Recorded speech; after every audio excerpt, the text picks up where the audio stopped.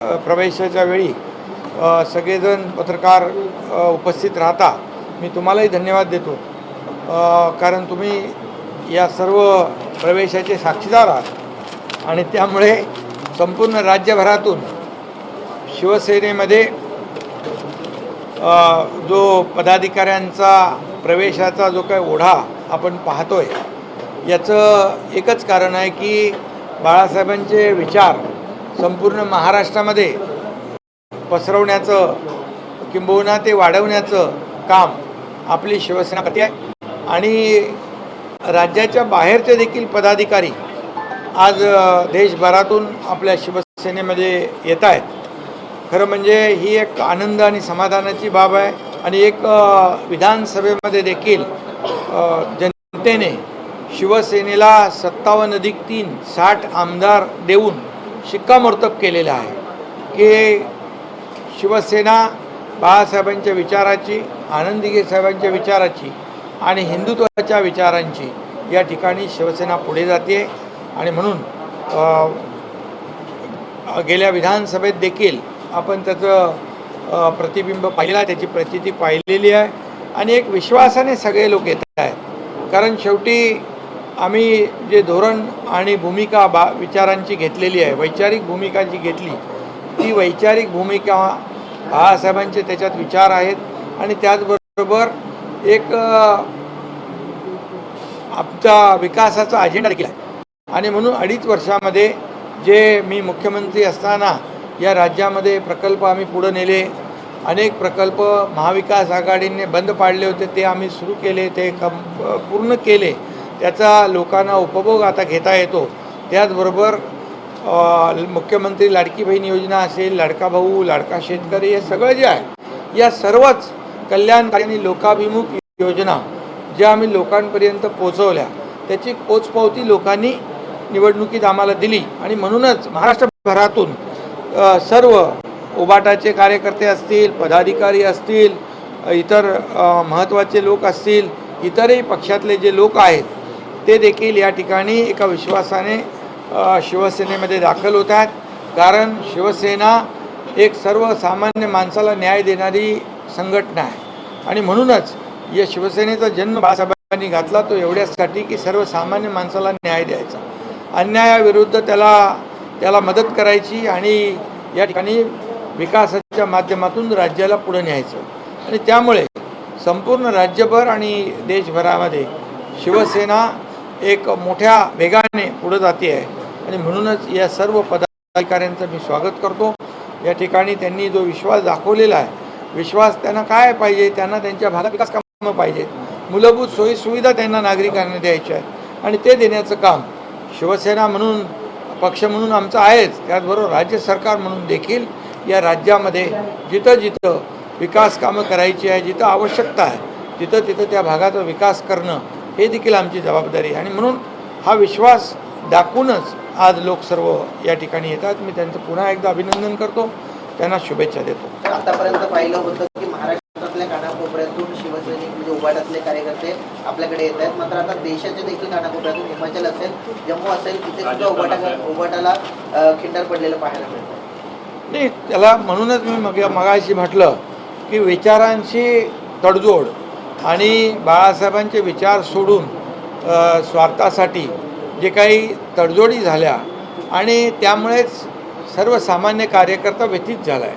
आणि सर्वसामान्य कार्यकर्त्याला बाळासाहेबांचे विचार नेणारा पक्ष पाहिजे, आनंद दिघे साहेबांच्या विचारांनी प्रभावित झालेलं काम करणारा पक्ष पाहिजे आणि सर्वसामान्य लोकांना तळागाळातल्या माणसांना न्याय देणारा पक्ष पाहिजे आणि तो पक्ष म्हणजे शिवसेना आहे.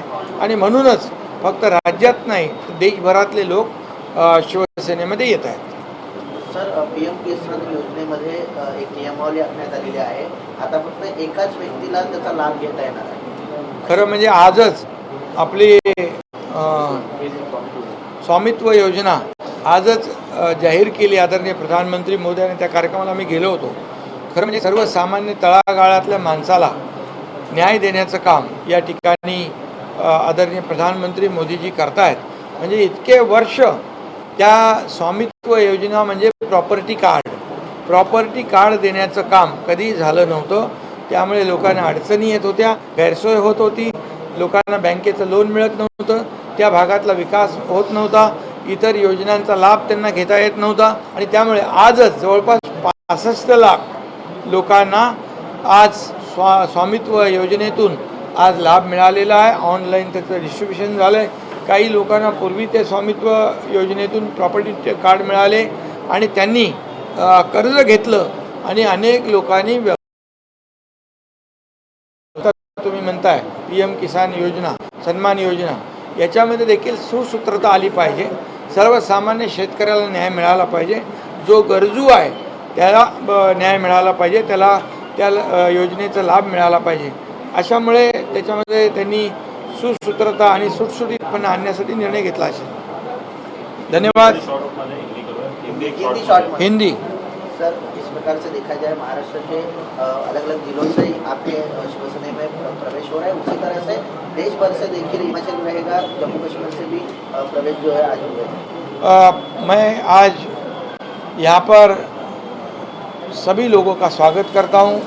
यहाँ पर डिंडोरी, नासिक, निफाड़, कल्याण, मुंबई, सायन, नागपुर, पूर्व विधायक दुष्यंत चतुर्वेदी, मुलुंड, यहाँ के लोग, सब लोग जो आज उन्होंने शिवसेना में प्रवेश किया है, मैं उनका स्वागत करता हूँ.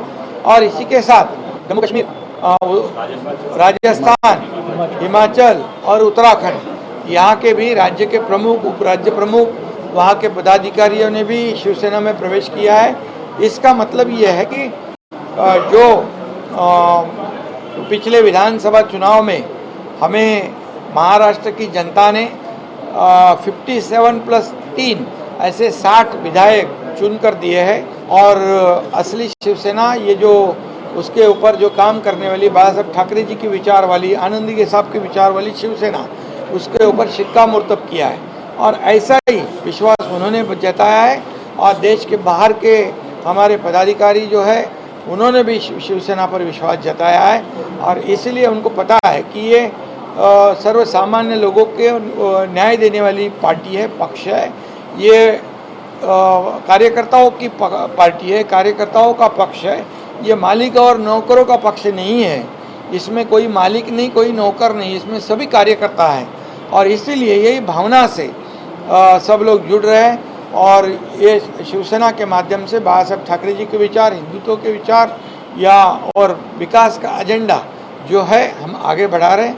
और इसी से प्रभावित होकर लोग यहाँ पर शिवसेना में दाखिल हो रहे हैं. मैं उनका स्वागत करता हूँ. सभी लोगों का जो विश्वास है, विश्वास बरकरार रखने के लिए उनका जो भी उनकी समस्या है, उनके जो प्रश्न हैं, निश्चित रूप से हमारी शिवसेना उनको मददगार साबित होगी. सर, जिस प्रकार से अन्य राज्यों से यहाँ पे पदाधिकारी आ रहे हैं, क्या आने वाले समय में अगले चुनाव में शिवसेना बाहरी राज्यों में भी चुनाव लड़ेगी? अभी देखिए, दिल्ली के चुनाव है, विधानसभा के.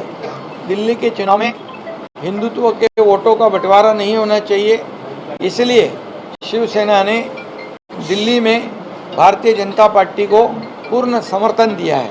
उनके जितने भी कैंडिडेट हैं, उम्मीदवार हैं, उनको पूरा समर्थन हमारी दिल्ली के शिवसेना ने दिया है.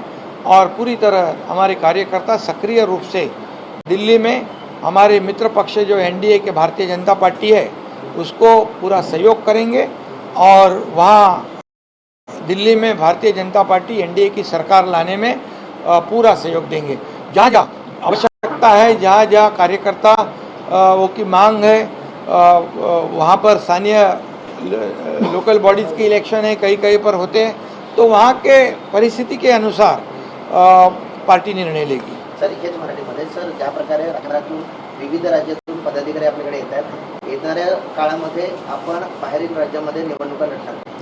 याच्यामध्ये तुम्हाला मी सांगतो, जिथं जिथं स्थानिक स्वराज्य संस्थांच्या निवडणुका आहे, महायुती म्हणून आम्ही राज्यामध्ये निवडणूक लढवलेली आहे आणि जी महायुती जिंकलेली आहे, पूर्णपणे लँडस्लाईड मॅन्डेट लोकांनी दिले, पूर्ण बहुमत दिलेलं आहे.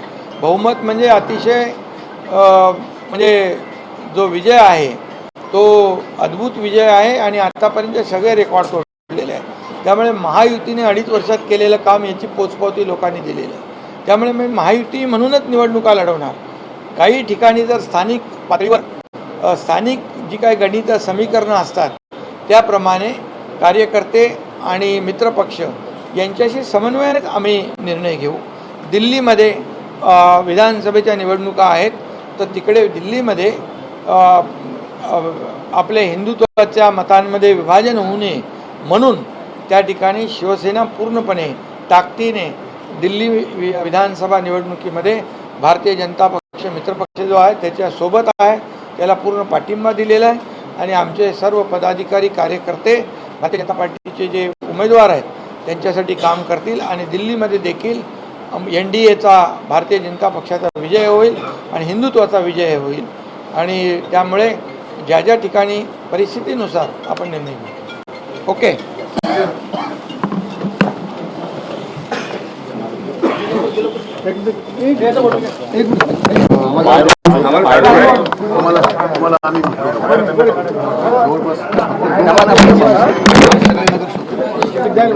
झालं